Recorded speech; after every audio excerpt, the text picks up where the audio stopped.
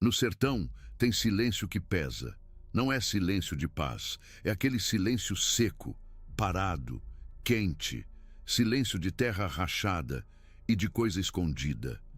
Eu aprendi isso na noite em que ouvi o couro das alpercatas arrastando do lado de fora da minha casa. Não era passo apressado, não era bicho, era lento, pesado, como se alguém andasse em volta da casa sem pressa nenhuma. Eu fiquei deitado, olhando para o teto de barro, sentindo o calor preso no quarto e ouvindo o arrasto rodeando a parede de taipa. Uma volta, depois outra e outra. Eu não me mexi, só ouvi. O som parou bem debaixo da minha janela. Ficou ali, quieto. Eu prendi a respiração. E então veio a voz, baixa, rouca, quase um sussurro. Abra, que Capitão Lampião quer entrar.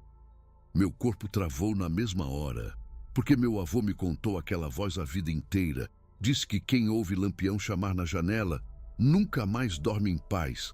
Naquela noite, eu achei que era história para botar medo, até ouvir a risada, seca, baixa e perto demais. Eu morava sozinho na casa do meu avô, desde que ele morreu. Uma casinha velha no meio do sertão. Taipa, telha antiga, um alpendre torto e um terreiro seco cercado de mandacaru. O povoado mais perto ficava longe o bastante para ninguém ouvir se eu gritasse. Eu fui para lá porque precisava de sossego. Depois que meu avô se foi, ninguém quis a casa. Diziam que era quente demais, isolada demais, velha demais. Mas a verdade é que ninguém queria dormir onde ele dormiu.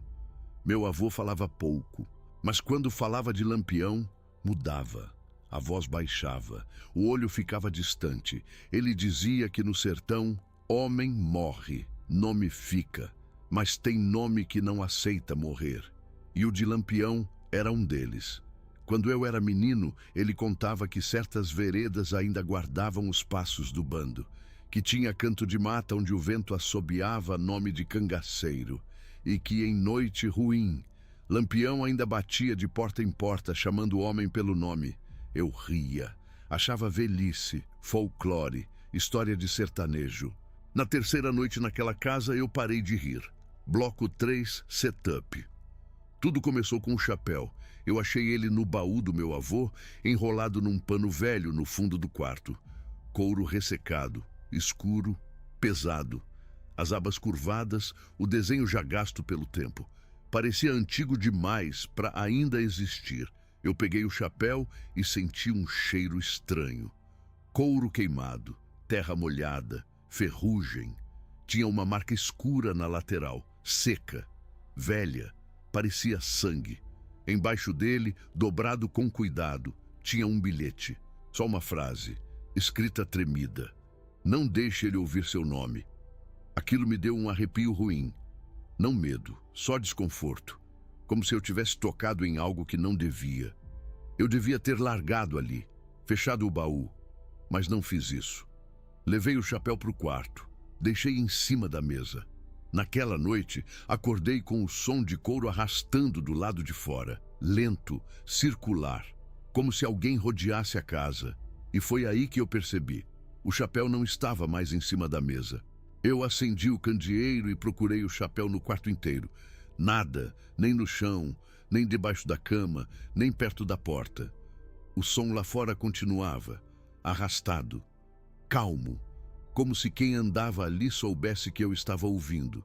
Eu fui até a janela, devagar, sem fazer barulho. Afastei a cortina com 2 dedos. O terreiro estava vazio. Só a luz fraca da lua e os mandacaros parados no escuro. Mas o som continuava, circulando a casa. Eu ouvia, claro, couro no chão seco, passo arrastado, lento, só que não tinha ninguém. Eu fiquei olhando para o terreiro, tentando entender de onde vinha aquilo. Foi quando vi, na terra, marcas, pegadas fundas desenhando um círculo em volta da casa, como se alguém tivesse andado ali por horas.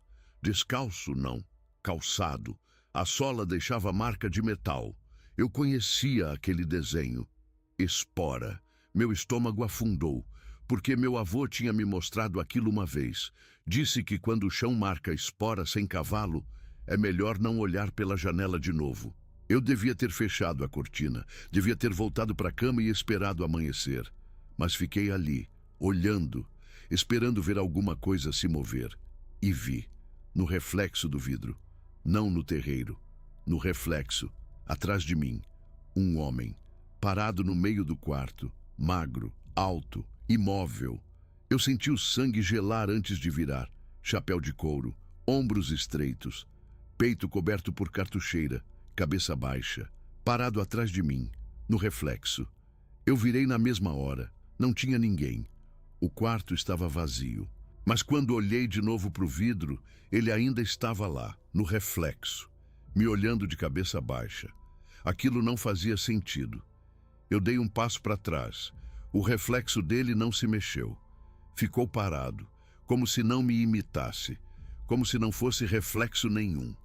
Foi aí que ele levantou a cabeça, devagar, e eu vi o olho, só um, brilhando no escuro, e a voz veio de dentro do quarto. Tu mexeu no que é meu. A porta do quarto abriu sozinha, devagar, rangendo, e o cheiro entrou primeiro. Couro molhado, sangue velho, pólvora, um cheiro seco de morte antiga. Eu não conseguia me mexer. Não era medo comum. Era peso, como se o ar tivesse engrossado, como se alguma coisa dentro da casa tivesse acordado. A lamparina começou a falhar.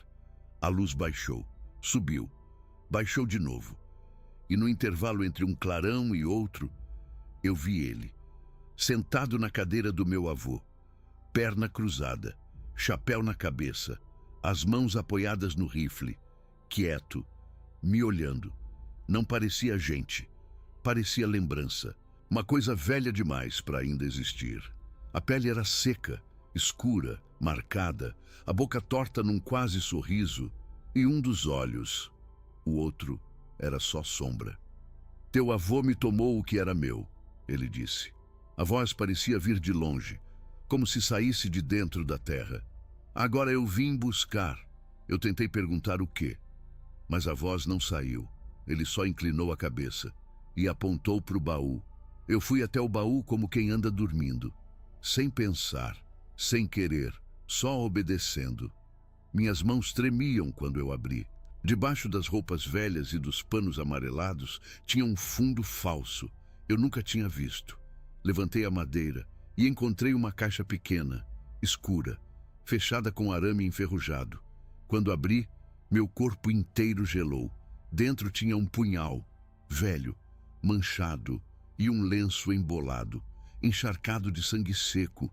Debaixo deles, um medalhão de ouro, pesado, gravado com as iniciais VFL, Virgulino Ferreira Lampião. Eu olhei para a cadeira. Ele ainda estava lá, imóvel. Teu avô achou que esconder apagava a dívida. A voz veio baixa, mas sangue enterrado chama. Naquele instante eu entendi. Meu avô não tinha medo de Lampião por superstição. Tinha medo porque roubou dele e passou a vida esperando a cobrança. A lamparina apagou. O quarto mergulhou no escuro e eu ouvi o som do metal riscando o chão. Ele tinha levantado. Eu recuei no escuro, tateando a parede. O quarto parecia menor, mais apertado, o ar quente, pesado. Eu ouvia o som dele andando, devagar, sem pressa, a espora raspando no chão, o couro rangendo, cada passo mais perto. Eu tentei correr para a porta, bati no batente, caí no corredor. Quando olhei para trás, ele estava parado na entrada do quarto, alto, escuro, largo demais para caber ali. Não andava, deslizava. O rosto quase sumia na sombra do chapéu. Mas o sorriso estava lá, fino, torto, errado. Dívida de sangue não morre com o dono, ele disse. Eu levantei tropeçando e corri para fora da casa. O terreiro estava gelado, frio de um jeito impossível. Atrás de mim ouvi a porta abrir. Depois o arrasto, lento, sem pressa. Ele veio atrás, e foi aí que tudo piorou. No terreiro, não tinha só ele, tinha outros, parados no escuro, silhuetas magras, chapéus de couro, imóveis, o bando inteiro esperando. Eles cercavam o terreiro em silêncio, uns 10, talvez mais, parados entre os mandacaros, imóveis demais para serem vivos. Nenhum falava, nenhum respirava, só observavam. Eu girava tentando achar saída, mas cada canto do terreiro tinha uma sombra de chapéu me esperando. Não era um cerco, era julgamento. Lampião parou no alpendre atrás de mim. Eu sentia ele sem precisar olhar. Teu avô tomou ouro, ele disse. Tomou o nome. Tomou o que não se rouba de morto. Eu apertei o medalhão na mão. O metal estava quente, quente demais. As silhuetas começaram a se mover. Um passo, só um, sincronizado, depois outro. Seco, lento, como se obedecessem comando. Eu recuei até sentir a madeira do poço nas costas, sem saída. Lampião desceu do alpendre, devagar, a espora riscando pedra. Paga tu, ele disse, e estendeu a mão, não para o medalhão, para mim. Quando ele estendeu a mão, eu entendi. Não era o ouro. Nunca foi. Nem o punhal, nem o medalhão. Aquilo era só marca, só lembrança. Ele não tinha vindo buscar objeto nenhum. Tinha vindo buscar nome. Meu nome. Meu avô escondeu o roubo. Enterrou as peças. Mas fez pior. Para escapar, prometeu sangue da família no lugar. Passou a dívida adiante, para mim. O bilhete no baú não era aviso sobre o chapéu, era sobre isso. Não deixe ele ouvir seu nome. Eu lembrei na mesma hora, na primeira noite ali, sozinho, bêbado de cansaço, sentado no alpendre. Eu falei meu nome em voz alta, pro escuro, como idiota, como quem acha que está sozinho. Eu senti o chão afundar sob meus pés. Lampião sorriu, não de raiva, de reconhecimento. Como quem finalmente encontra o que veio buscar. Agora eu lhe conheço, ele disse, e o bando inteiro deu mais um passo. As sombras começaram a rodear o poço, lentas, arrastando espora na terra. Uma volta, depois outra. O mesmo círculo que fizeram ao redor da casa. Eu olhei para o poço atrás de mim e vi marcas na pedra. Velhas, fundas, entalhes riscados à faca. Nomes, dezenas deles. Alguns quase apagados pelo tempo. Outros fundos demais, recentes demais, homens, todos homens. Cada nome riscado ali terminava do mesmo jeito, no fundo do poço. Meu avô não foi o primeiro, nem seria o último. Aquilo não era assombração, era cobrança, antiga, ritual, passada de geração em geração. Lampião não voltava por vingança. Voltava porque continuavam chamando, continuavam devendo, continuavam entregando. Ele parou na minha frente, estendeu a mão de novo. Teu nome, ele disse. E pela primeira vez eu percebi uma coisa pior que o medo. Aquilo não era pedido, era registro. Eu não pensei, só agi. Segurei o medalhão com força e joguei dentro do poço. O metal bateu na pedra, depois silêncio, profundo, pesado. O terreiro inteiro parou. As sombras congelaram.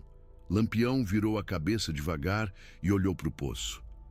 Pela primeira vez, o sorriso sumiu. O chão tremeu, baixo, surdo, como se alguma coisa tivesse acordado lá embaixo. Veio um som de corrente, depois outro, e então um grito, não de homem, não de bicho. Uma coisa funda, velha, faminta. As sombras recuaram na mesma hora. Lampião deu um passo para trás. O poço explodiu num vento podre e escuro. Mãos subiram de dentro.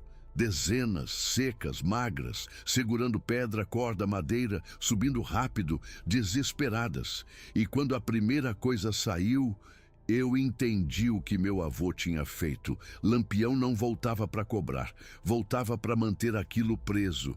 A coisa que saiu do poço não tinha rosto. Tinha muitos, rostos fundidos, bocas abertas na pedra da carne, braços demais, mãos demais, olhos piscando em lugares errados.